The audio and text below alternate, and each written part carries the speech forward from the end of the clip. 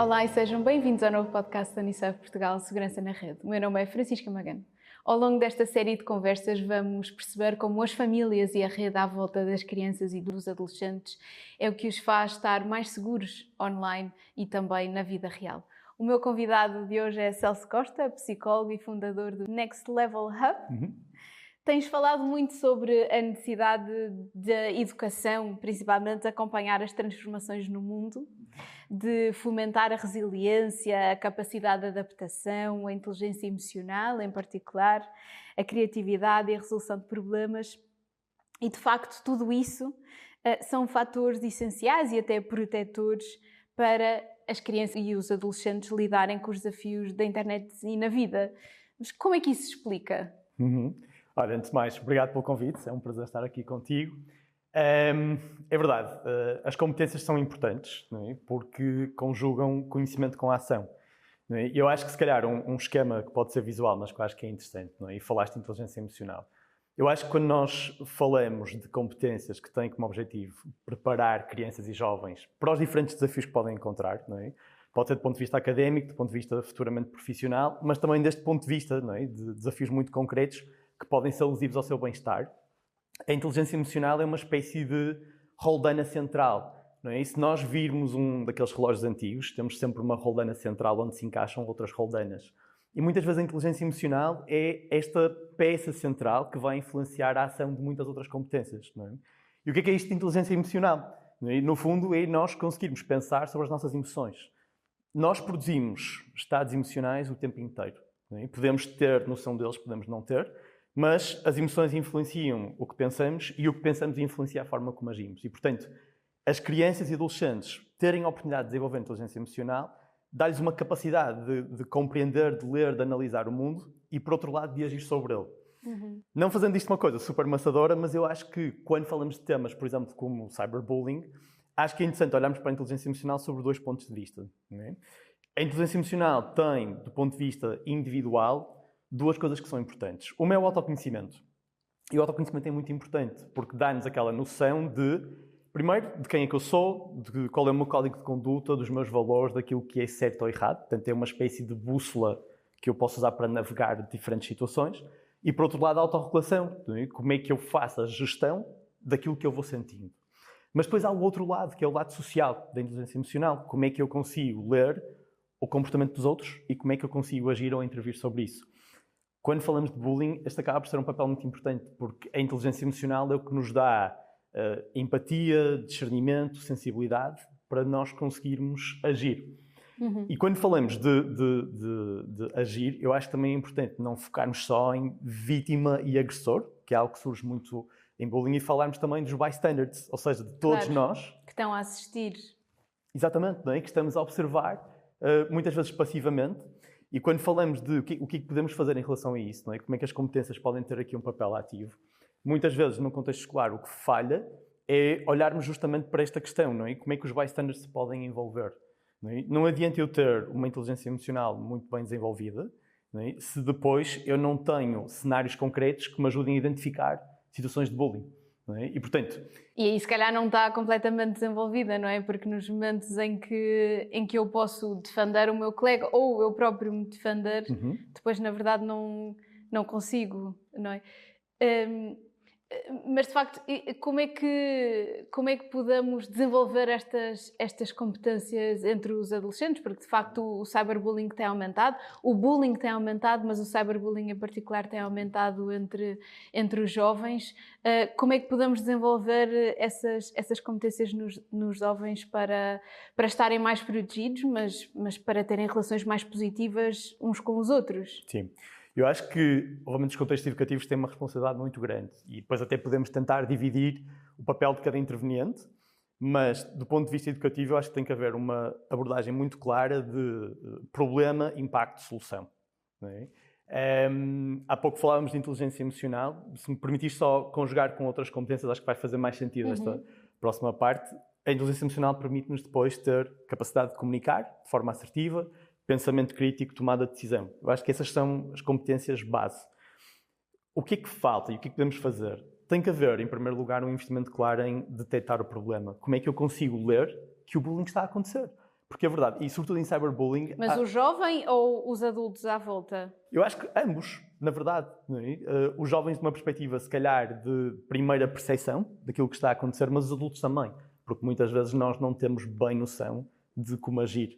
Não é? E eu acho que pela primeira vez, talvez, hoje em dia, está a acontecer algo em termos geracionais que é diferente. Ou seja, a maior parte de nós crescemos com a clara ideia de que os adultos sabiam mais e que os adultos dominavam melhor o mundo do que nós, os mais novos.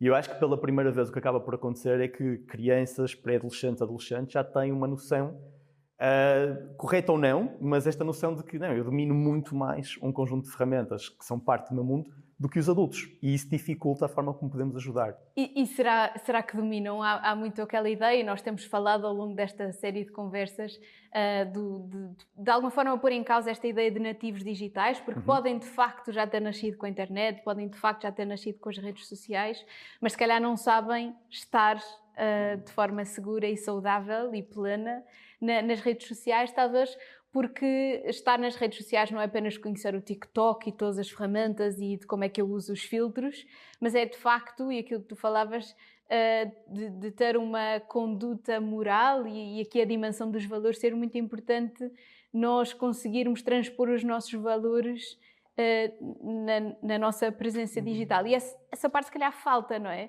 Portanto, se calhar os jovens não sabem tudo sobre redes sociais e os adultos se calhar sabem muito mais do que aquilo que acham que sabem. Interessante.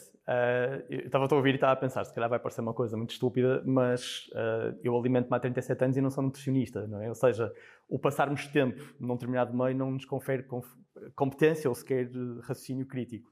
Portanto, eu acho que isso é importante, acho que há essa confusão e acho que de certa forma há uma certa luta desigual entre uma criança ou um jovem que está, por exemplo, em casa, num ambiente fisicamente seguro, mas depois, através de um aparelho, não é, de um telemóvel, pode estar a ter acesso a conteúdos que são nada seguros. Não é? E quanto mais novos somos ou menos desenvolvidos estamos, mais dificuldade temos em processar esse tipo de informação.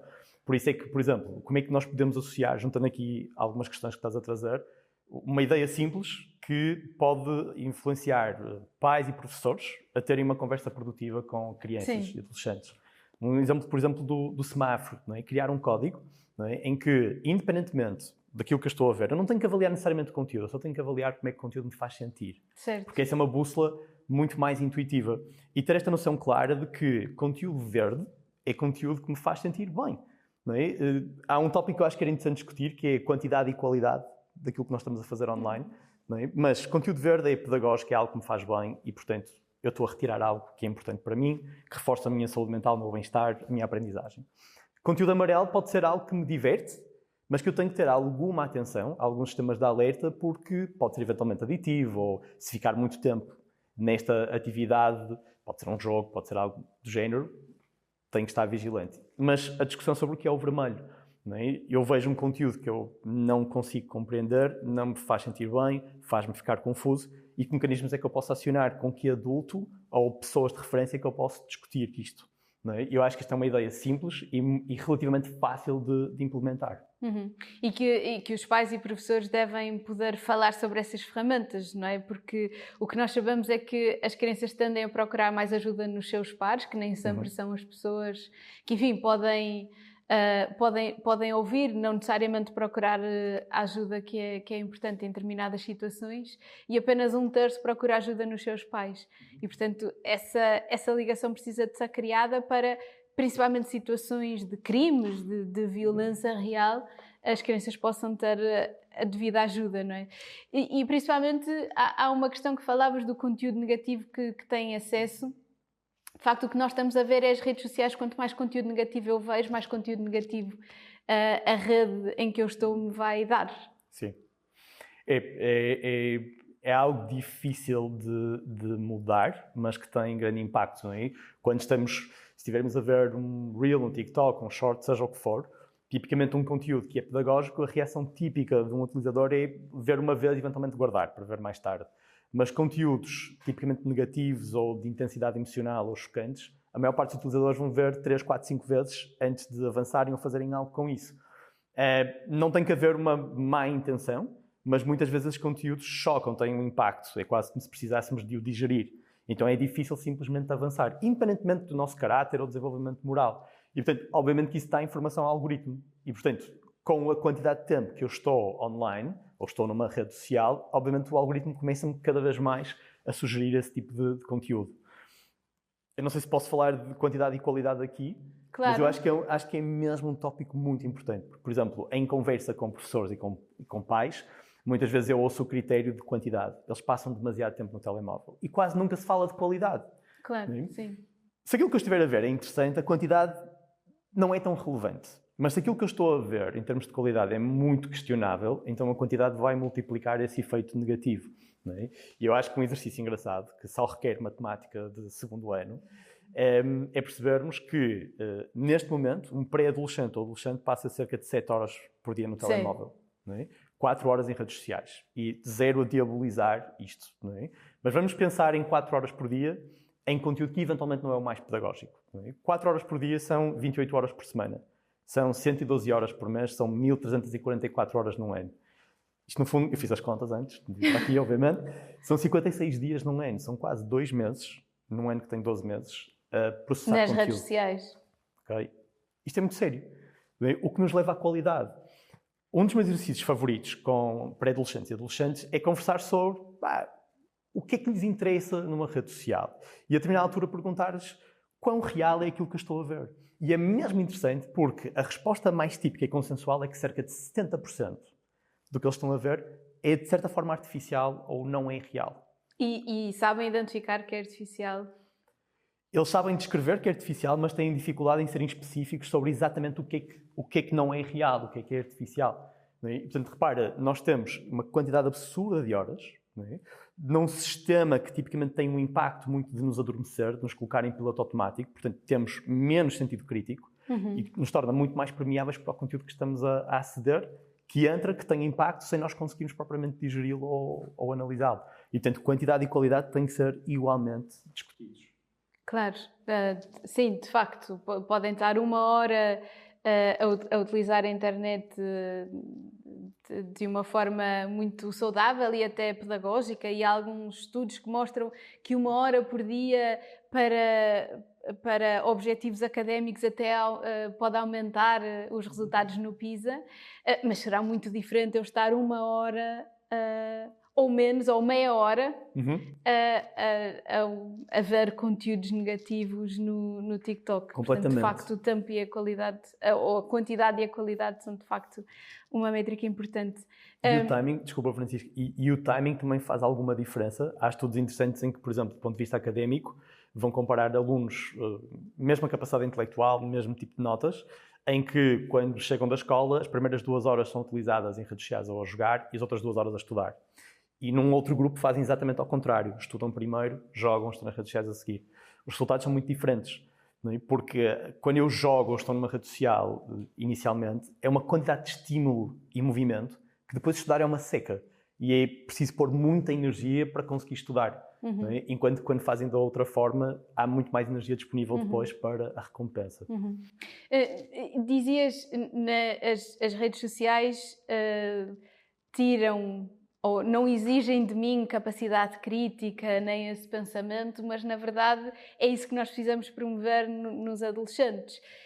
Então, quando e como é que devemos promover essas competências que na verdade as redes sociais não promovem? Não é no digital necessariamente, ou pelo menos nas redes sociais, que nós vamos promover esse pensamento crítico e essa inteligência emocional, mas ela é necessária para depois eu, de alguma forma, poder ser crítica em relação àquilo que me chega através do meu telemóvel, não é? Completamente.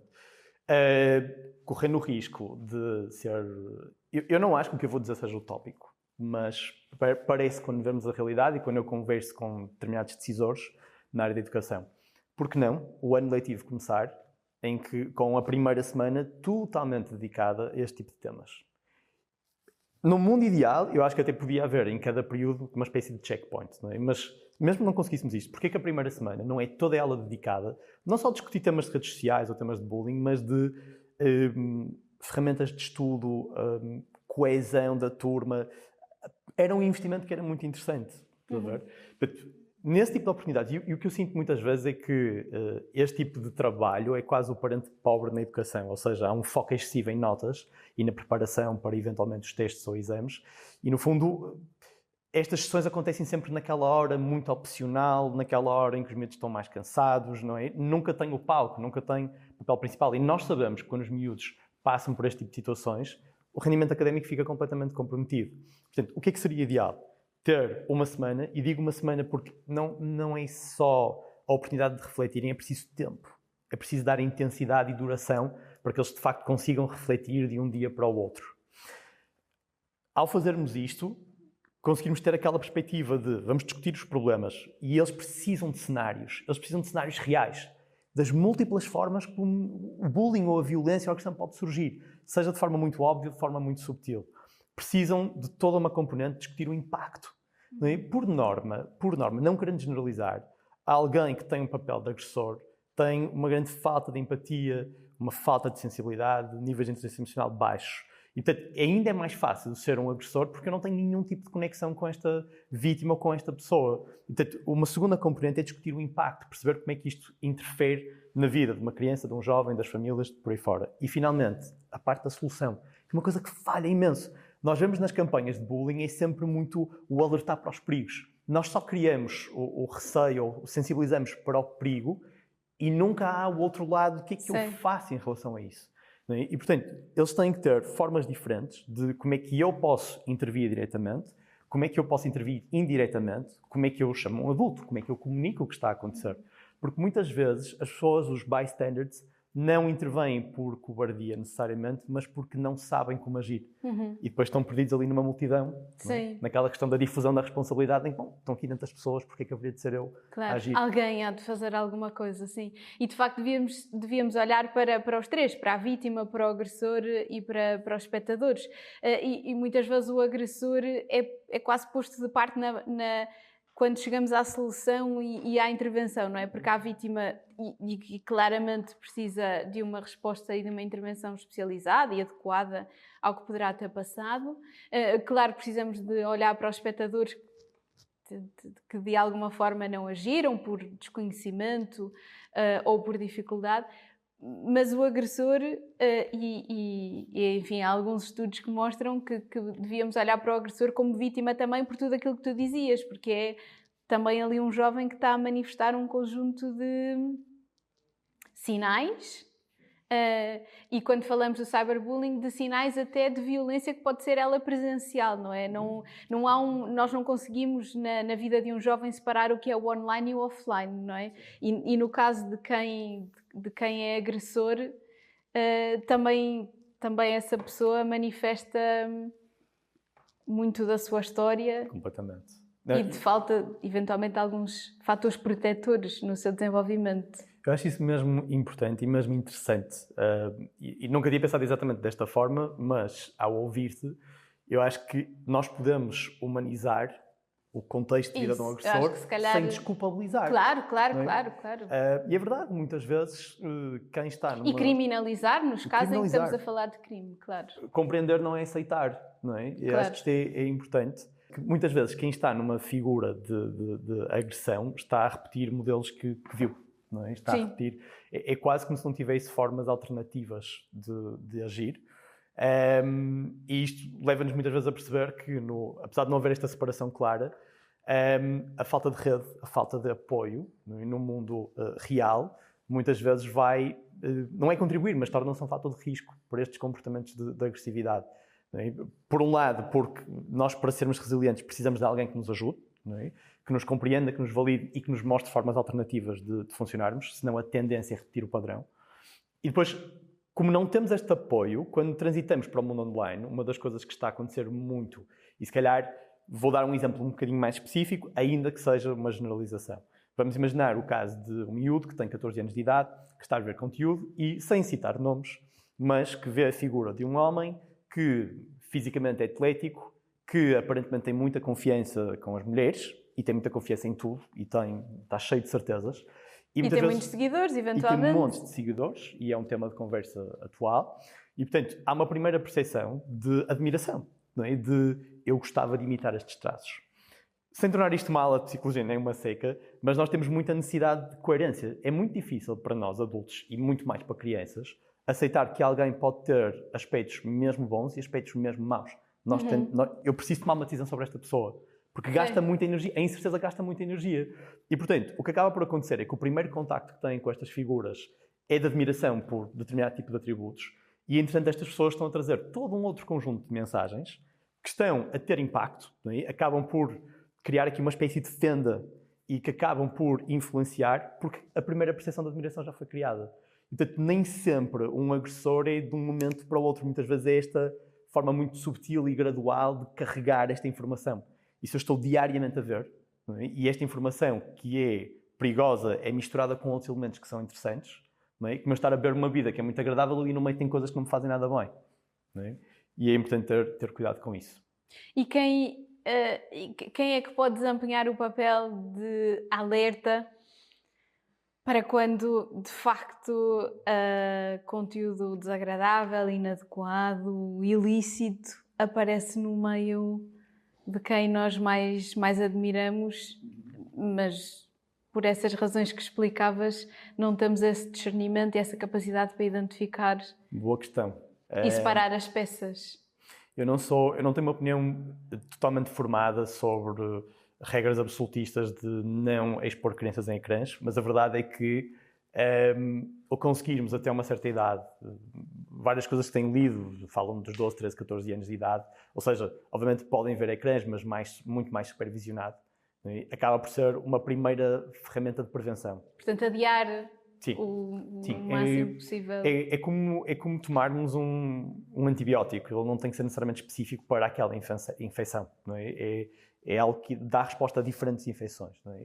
E, portanto, pela fase de desenvolvimento que estamos a falar. Não é? Não é? Eu acho que essa é 13 anos. Literalmente a primeira fatia de prevenção. A segunda, obviamente, já tem que ver mais... A primeira é proteção, a segunda é mais tipo como é que os tornamos autónomos, não é? E gradualmente. E aqui, obviamente, a qualidade da relação de educadores, de pais, de cuidadores é mesmo importante. Não é? Muitas vezes os pais procuram-nos muito de como é que eu tenho esta conversa? Não é? Eu quero as tips, eu quero as dicas rápidas, e a verdade é que as pessoas às vezes não compreendem que não é tantas palavras que eu uso naquele momento, é a forma como eu faço aquela criança, aquela pessoa se sentir naquele momento. Não é? E, portanto, e se calhar ao longo da vida, não é? E se calhar começa na infância, de facto, e aqui não quero passar a ideia para pais que não têm isso neste momento, aprende-se, não é? Mas de facto esse ambiente protetor, acolhedor e a capacidade de ter uma comunicação aberta e disponível começa desde que a criança nasce, desde o bebê, não é? Completamente. Não é? Que depois estas várias conversas difíceis podem ir acontecendo. Sim. E às vezes de forma implícita e indireta. Sim, quer dizer, aquela questão de disponibilidade incondicional. Não é? Ou seja, não é este adulto concordar com o que eu estou a dizer, mas eu posso contar algo até muito grave, até que me assusta muito, ou muito perigoso, ou muito errado. Este adulto vai-me ajudar, vai estar do meu lado, ainda que me possa punir ou aplicar consequências. Isso é muito, muito importante. É muito fenómeno da segurança psicológica, não é? Eu sinto-me seguro para poder comunicar mensagens que são sensíveis ou que são difíceis. Não é? Portanto, eu acho que um exercício que pode ser interessante é quase pensarmos numa escala, enquanto pais, enquanto adultos, de referência, enquanto cuidadores, em que num patamar da escala está que contributos é que eu estou a dar para a inteligência emocional, a autoestima, a autoconfiança, o autoconceito dos meus filhos ou das crianças com quem eu interajo, e do outro lado, que contributos é que eu estou a dar que afasta. Não é? E tentar perceber a cada interação, sem querer exagerar, mas a cada interação, ou das minhas interações típicas, em que direção é que eu estou a mover a agulha. Não é? Isto é mesmo importante. E que não tem que ser sempre no sentido certo, não é? Sim, somos humanos, real... não há perfeição. Não é? Mas é interessante haver esta awareness, haver esta consciência de para onde é que eu estou a ir. Um exemplo muito rápido. Houve um teste. Uma criança, um adolescente, tirou uma nota. Não é? E às vezes a primeira pergunta que surge é: quanto é que os teus colegas tiveram? Não é? Isto não é propriamente... Claro, é uma pergunta que é válida, mas que muitas vezes o que está até para perceber se no contexto do grupo a criança ou o adolescente teve boa nota ou não, sim, não é? Justo. Essa necessidade de comparar. Sim, total. Mas se é a primeira pergunta que eu faço ou se é a última, faz muita diferença. Claro. Porque o que isso acaba por criar é que o que é importante para o meu pai, para a minha mãe, é como é que eu me comparo, Como é que eu me comparo com os outros? Não é? A autoestima tem muito a ver com a minha noção de valor. Não é? Quanto é que eu sou merecedor da atenção dos outros, quanto é que eu tenho valor próprio, independentemente de cometer um erro, independentemente de algo estar errado. Independentemente dos outros. Exatamente. É quase como uma espécie de sistema imunitário contra várias coisas que podem acontecer. Eu não estou a dizer que é a solução milagrosa para tudo, mas há claramente uma diferença, mesmo a nível de reação típica de alguém que está numa situação de agressão ou que é vítima de agressão. E obviamente que é sempre difícil, mas tipicamente com melhor autoestima, nós não colocamos tão em causa o que está a ser dito. Não é? Se estão a gozar ou a questionar a minha capacidade de inteligência por aí fora, com uma elevada autoestima eu rejeito essa hipótese. Eu percebo que as pessoas têm uma má intenção e rejeito totalmente. Não é? Isso protege-me. Mas quando a autoestima não está bem desenvolvida, há muitas brechas e, portanto, eu começo a ser permeável às críticas que me estão a fazer. E aí o dano é ainda maior.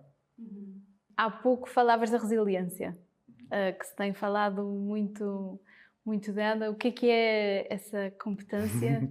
Ela é individual? Ela é coletiva? Como é que ela se constrói? Ok. A resiliência é fundamentalmente social e é um processo. Não é? Ou seja, não é tanto uma característica que eu tenho.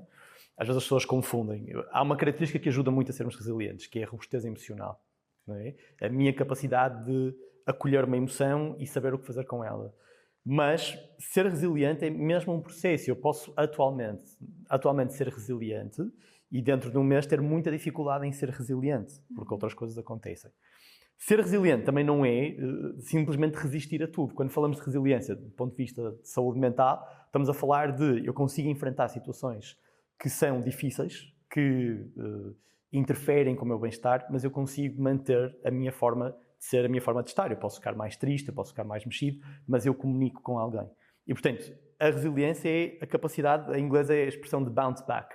Não é? Quando as coisas estão bem, eu não estou necessariamente a ser resiliente. É quando há risco, quando algo não está bem, é que eu estou a ativar estes mecanismos. Não é? E, portanto, a maior parte de nós, acho que precisamos de 1 a 4 adultos de referência que nos possam compreender, aceitar e apoiar para conseguirmos fazer esse processo de resiliência.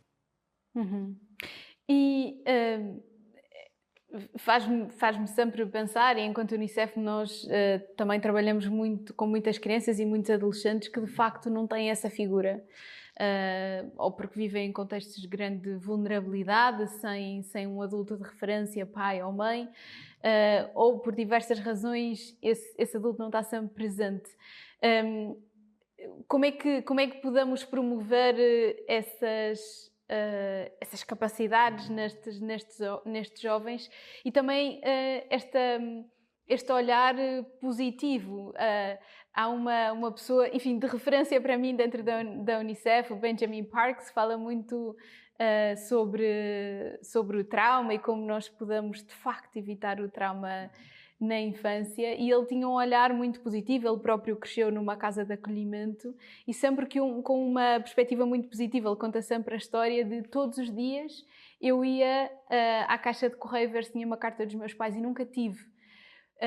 E isto é uma história muito triste, mas ele diz, não, era positivo, porque eu acreditava sempre que um dia ia ser possível.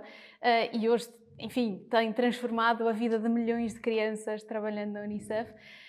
De facto, o que é que este Benjamin Parks, mas não ele, o que é que podemos promover nestes jovens para terem este sentido na vida quando não têm a figura de referência?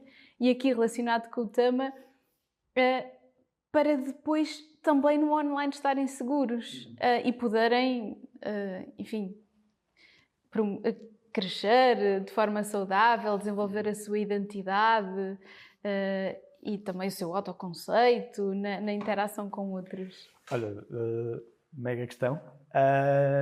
Eu acho que nós temos 2 superpoderes, não é? A memória que nos permite viajar para o passado e a imaginação que nos permite viajar para o futuro.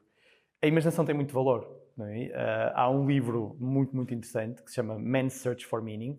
Em português está traduzido como um psicólogo em busca de um sentido ou algo assim, que é a história de um psicoterapeuta que era judeu, que esteve num campo de concentração e que perdeu grande parte da família. E, no fundo, ele conta como é que ele sobreviveu, como é que ele foi resiliente enfrentando um conjunto de ameaças que é quase impossível imaginar alguém sobreviver. E ele fala muito da importância da imaginação. Independentemente de ser um cenário real ou não, é eu ter algo com que eu posso construir um propósito, eu posso construir uma âncora àquele cenário. Voltando também à tua questão, e quando não há aquele adulto que simplesmente faz parte da minha família, por exemplo, não é? Eu acho que há aqui 2 pontos. Um tem que ver mesmo com quem é que eu posso ser. Não é? Quem é que eu quero ser, quem é que eu posso ser. E isso ajuda-nos a perceber que eu ganho tolerância sobre a minha vida atual quando eu acredito que o futuro pode ser melhor. Não é? Isso é inspirador. Sim.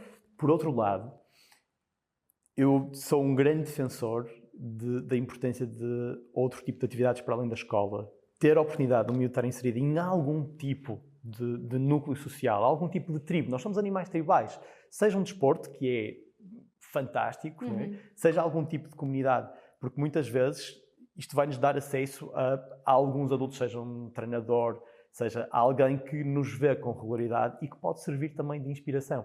Pode não ser alguém que está lá comigo, mas é uma inspiração, é um estímulo para me fazer acreditar que eu posso ser diferente. E acho que histórias como aquela que estavas a trazer também é mesmo interessante, porque eu acho que muitas vezes as crianças estão, ou os jovens estão, circunscritos a uma realidade em que ninguém conseguiu sair daquela bolha.